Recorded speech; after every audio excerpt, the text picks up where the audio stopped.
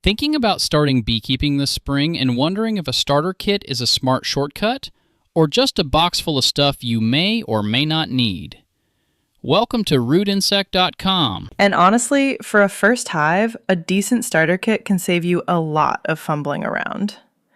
Spring really is the sweet spot to begin because the bees are ramping up right when flowers and nectar sources are picking up. Yeah, timing matters more than people think. If you start in spring, your colony has the whole warm season to build comb, raise brood, and store food before winter shows up. That's especially important if you live somewhere colder. Exactly. In colder areas, even zones 3 and 4, that extra runway matters. The bees need enough time to get established and put away enough honey stores to survive the lean months. If you start too late, you're asking a young colony to sprint uphill. Which is sort of how I feel every time I assemble anything with simple instructions. Beekeeping kits are not immune to that, by the way. Some are nicely thought out, and some seem designed by a person who has never met a screw. So if somebody's shopping for a Beekeeper starter kit for spring 2026, what should actually be in it? At minimum, you want the basics that let you house bees and work safely. That means hive boxes and frames, usually wood like pine or cedar if you want the traditional route. You also need protective gear, so a veil, jacket, and gloves. Then a smoker and hive tool, because without those, inspections get a lot more awkward. And sting-filled. Potentially very sting-filled. I'd also want a feeder in the kit, especially for a new colony. Even in spring, nectar availability can wobble depending on weather, so having a way to supplement feed is useful. I've seen kits with extras too, like queen excluders and bee brushes. Worth it? Nice to have, not always essential on day one. A queen excluder can help manage where the queen lays, especially if you want cleaner honey supers later on. A bee brush is handy for gently moving bees off frames, but if a kit skips those and nails the core items, I wouldn't reject it. Here's where I'll mildly disagree.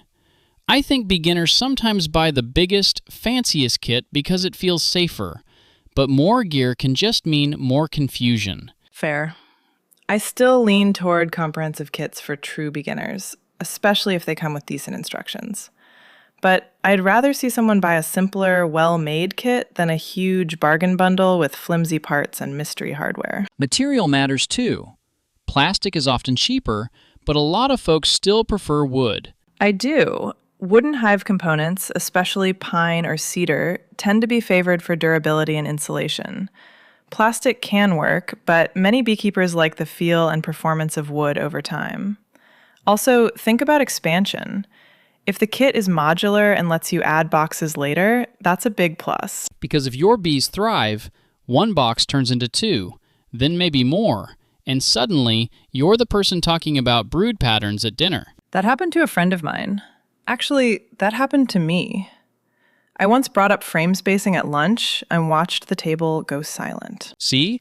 That's character building. Now, once the bees are in, maintenance is the part new beekeepers underestimate. Very much so. During spring and summer, plan to inspect the hive every 7 to 10 days. You're checking whether the queen is laying, whether there's enough food coming in, and whether you see signs of disease or anything unusual. That rhythm helps you catch small problems before they become expensive problems. And this is where the smoker and hive tool earn their keep. Right. A little smoke helps keep the bees calmer during an inspection, and the hive tool helps you separate and lift frames without wrecking comb or your patience. The idea is to work gently and consistently, not go barging in like you're opening a stuck paint can. I feel seen. One more thing for folks juggling gardens, planting, and livestock too. Keep records. Even a simple schedule helps. If you're already managing multiple farm projects, having one place to track inspections, feeding, and seasonal tasks can keep the hive from becoming an afterthought. So the big picture is, start in spring, buy a kit with the real essentials, choose materials and expandability carefully, and then actually stay on top of inspections. That's it. Beekeeping isn't magic, but it is seasonal, hands-on, and easier when you start with the right setup. A good starter kit won't make you an expert overnight, but it can keep your first season from turning into a scavenger hunt. Thank you for listening to this edition of RootInsect.com, Conversations with Grant and Fiona.